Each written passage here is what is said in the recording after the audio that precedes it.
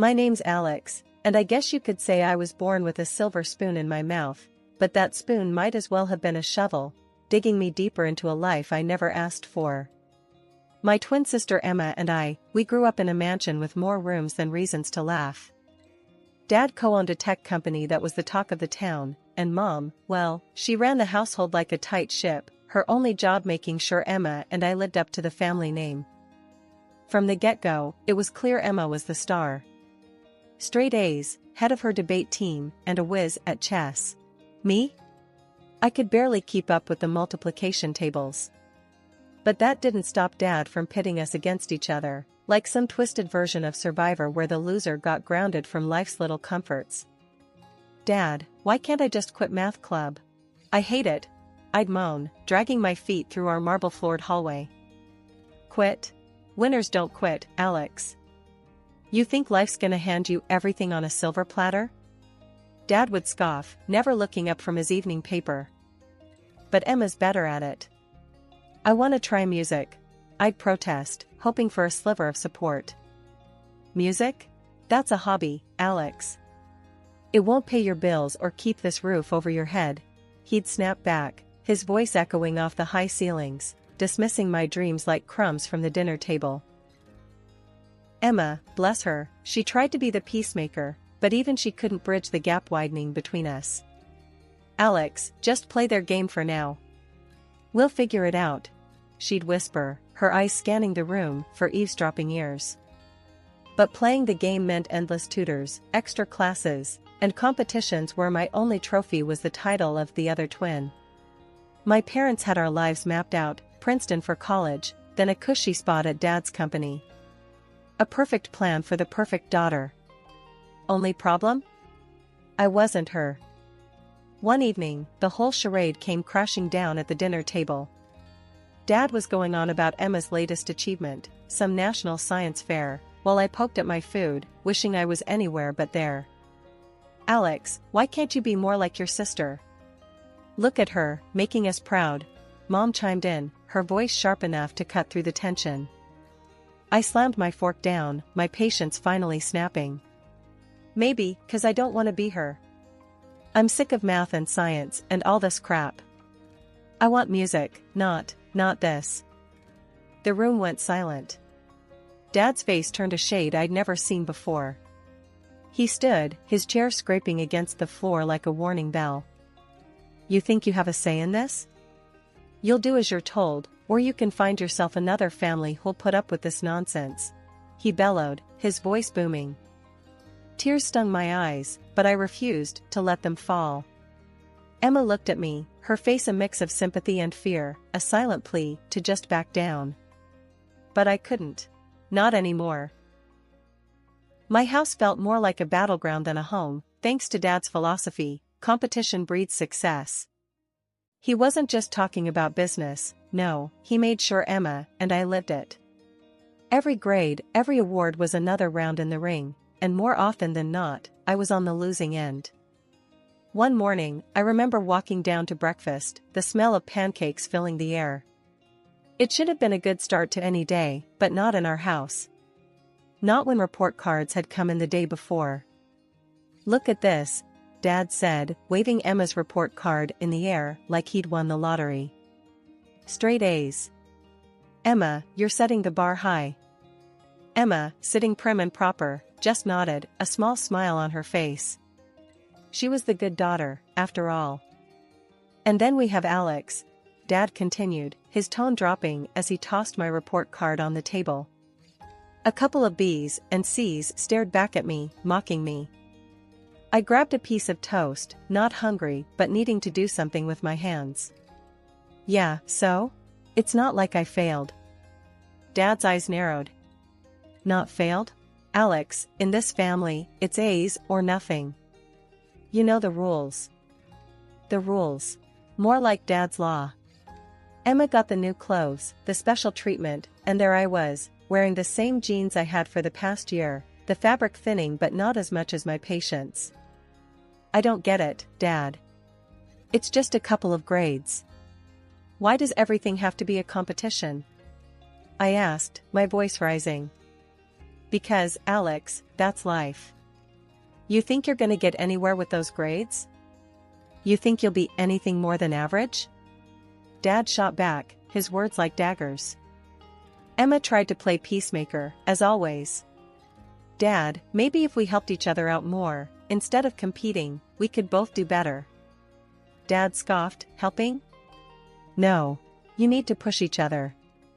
Only the best for my daughters. I remember looking down at my plate, appetite gone. So, what? Since I didn't get straight A's, I don't get lunch today? No lunch, no new clothes. You know the deal, Alex. Maybe next time, you'll try harder, Dad said, his voice cold and final. The rest of breakfast was silent. Emma ate her pancakes, Dad read his newspaper, and I just sat there, stewing in anger and frustration. It wasn't just about the clothes or the food, it was about being seen as less in my own father's eyes. After breakfast, I went up to my room, slamming the door behind me. Emma followed, knocking softly. Alex, you okay? She asked, her voice laced with concern. Do I look okay? I'm sick of this, Em. Sick of being compared, of never being good enough. I spat out, my words harsh, but honest. Emma sat down beside me, her hand on my back. I know, it sucks. But we're stuck in this together, right? Maybe we can find a way to make it work, to get through to Dad. I laughed, but there was no humor in it. Yeah, right. Dad changing his mind? That'll be the day. Life at home was like walking on a tightrope, with every step calculated to avoid the next lecture or comparison. But whenever I could, I'd sneak away to my room, plug in my old, beaten-up headphones, and lose myself in music. It was my secret garden, a place where grades and competitions didn't exist. One day, I mustered the courage to bring it up at dinner. The table was set, and the air was filled with the usual tension that accompanied our meals. Dad was going on about some business deal, and Emma was sharing her latest school project. It felt like now or never. Hey, I've been thinking. I started, my voice barely above a whisper. The room fell silent. I want to learn music. Like, really learn it. Maybe take some singing lessons, or piano. Dad's fork paused midair, and Mom's gaze snapped to me, her expression a mix of surprise and annoyance. Music? Dad finally said, his voice flat. Alex, we've been over this. Your focus should be on your studies, on getting into a good college. But I am focusing. Can't I have something for me? Something that actually makes me happy? I pushed back, feeling a mix of fear and defiance. Happy? You think life's about doing what makes you happy? Dad laughed, but there was no warmth in it. Real life is about making sacrifices, doing what's necessary. Music is a hobby, Alex, not a career. Emma glanced at me, her eyes filled with a silent apology. She knew how much this meant to me, but she also knew arguing with Dad was like talking to a brick wall. I don't see why I can't do both. Study and music, I argued, feeling the heat rise in my cheeks. Because I said so, Dad shot back, his voice rising. We're not spending money on some whim when you should be improving your grades. End of discussion. Mom nodded in agreement, her usual stance. Your sister is setting the example, Alex. Why can't you just follow her lead? The rest of dinner passed in silence. I barely touched my food, my appetite gone with my dreams. Later, Emma came to my room, knocking softly. Alex, don't let them get to you. You're talented, and you know it, she whispered, sitting on the edge of my bed. Talented? Right. If I was, they'd actually listen to me, I mumbled, staring at the ceiling. It was the end of what felt like the longest year ever. School was a blur of exams, essays, and endless lectures about our future, specifically, a future my parents had mapped out for us. For Emma, it seemed like smooth sailing. For me? A shipwreck in slow motion. I was in my room, trying to drown out the world with some music, when Emma burst in, her face flushed with excitement. Alex, the letters came. My heart sank. College acceptance letters. The ones that would apparently make or break our lives, according to Dad. Emma was waving hers in the air, a big, fat envelope from Princeton. I got in. Congrats, I mumbled, my voice drowned out by the jealousy and fear gnawing at me. Haven't checked mine yet. Emma's smile faltered. Come on, let's look together. It's gotta be good news. We found my letter, a thinner envelope that felt like it weighed a ton. I opened it with shaking hands, scanning the words quickly before they blurred into nothingness. I didn't get in. Emma wrapped an arm around me, but I shrugged her off, feeling a mix of relief and despair. I didn't even want to go to Princeton, but explaining that to my parents would be like talking to a brick wall. Dinner that night was when everything exploded. Mom and Dad were already halfway through a bottle of wine, celebrating Emma's acceptance. Here's to Emma, following in the family's footsteps, Dad toasted, beaming. And Alex? Mom asked, turning to me with a raised eyebrow. I took a deep breath. I didn't get in. The room went silent. Dad's face turned a shade of red I'd only seen a few times in my life. What do you mean you didn't get in? Did we not spend enough money on your tutors, your prep courses? How could you be so careless? I tried, okay? Maybe Princeton just wasn't the right place for me. I shot back, my voice rising. Not the right place? Do you hear yourself? You've embarrassed us, Alex. Thrown away every opportunity, Dad yelled, slamming his fist on the table. Mom chimed in, her voice cold and sharp. We expected better. Your sister managed just fine. Why can't you? That's enough. I stood up, my chair scraping loudly against the floor. I never wanted Princeton. I never wanted any of this. I want music, not some business degree. Dad looked like he might explode. Music? Is that your excuse? You're a disappointment. I felt something inside me snap. Fine. If I'm such a disappointment, maybe I shouldn't be here at all. Dad's eyes narrowed. Is that so? You think you can make it on your own? Fine. There's the door. Don't come back begging when the real world chews you up and spits you out. After the showdown at home, I didn't have much of a plan, just a bag of clothes and a heart full of broken dreams. But there was one person who had always been my anchor in the stormiest seas, Grandma Jean. She lived states away, a fact that seemed more like a blessing now. It meant distance from the chaos of my current life. I scraped together what little money I had and bought a train ticket. The journey was a blur, each clickety-clack of the train tracks a step further away from my old life. When I finally made it to Grandma Jean's, I was a mix of relief and exhaustion. Her house, with its familiar cozy warmth, felt like a safe haven for the first time in forever. I spilled everything to Grandma the moment I walked through the door, the fight, leaving home, my dreams of music. She listened, her brows furrowing and unfurrowing, her lips pressed into a thin line now and then. Alex, you've always been the brave one, she said, her voice soft but firm. Staying true to yourself in a world that wants to change you, that takes guts. But what do I do now, Grandma? I feel like I've just jumped off a cliff without knowing if there's water below, I confessed, feeling the weight of my choices. Grandma Jean chuckled, the sound warm and comforting. Well, you swim, darling. You swim hard. And about this music dream of yours, you said you applied to a music institute? I nodded, a flicker of hope igniting in my chest. Yeah, in secret.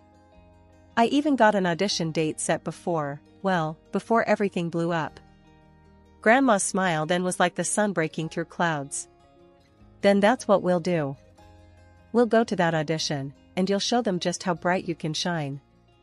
The idea was terrifying and exhilarating all at once.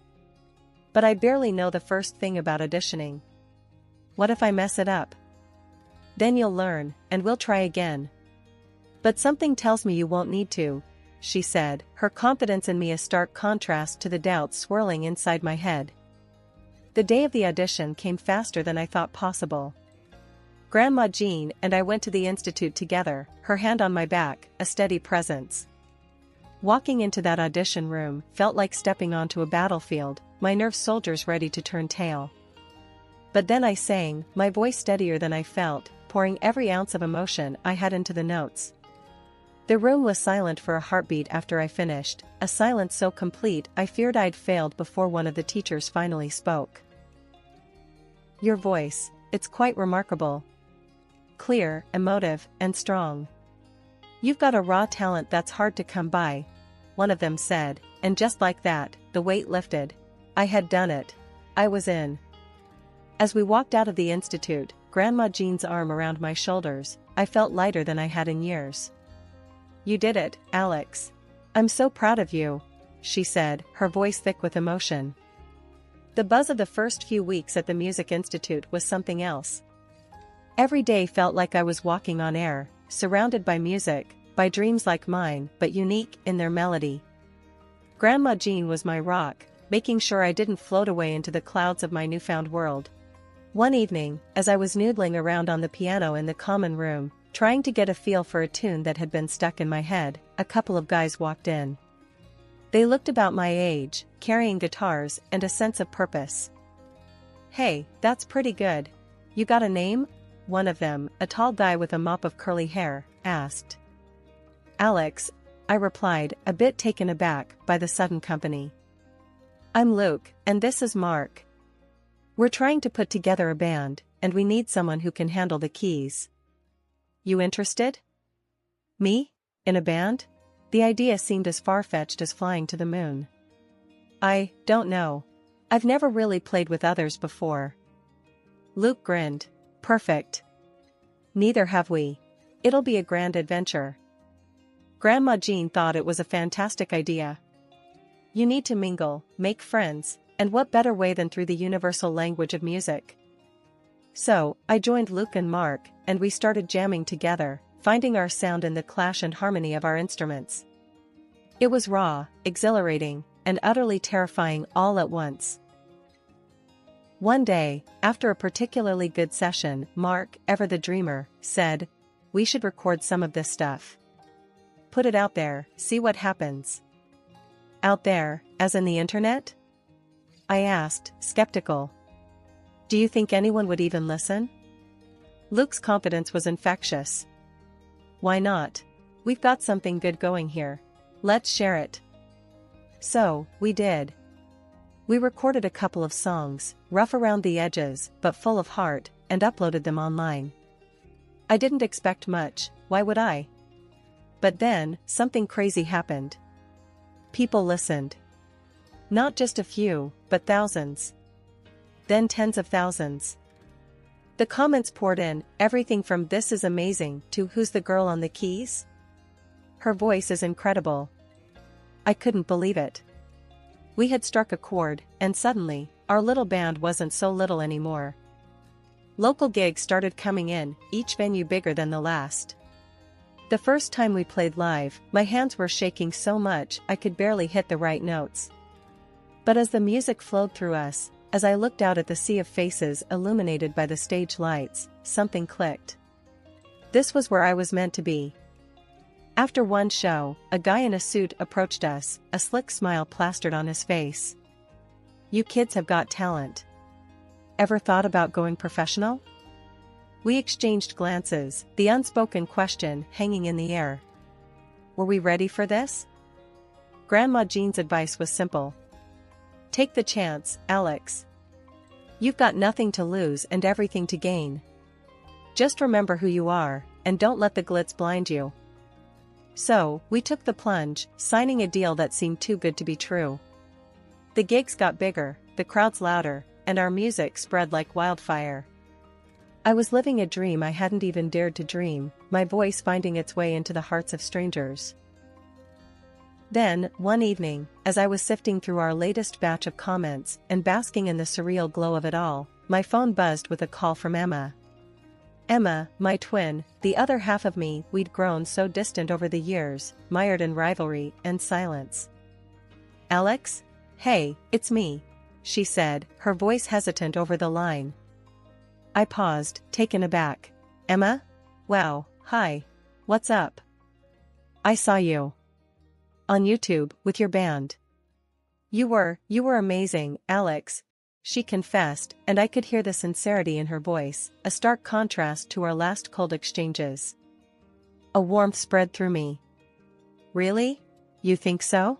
Thanks, Em. That means a lot, coming from you. There was a pause, and then Emma let out a sigh. I wish I had your courage, Alex.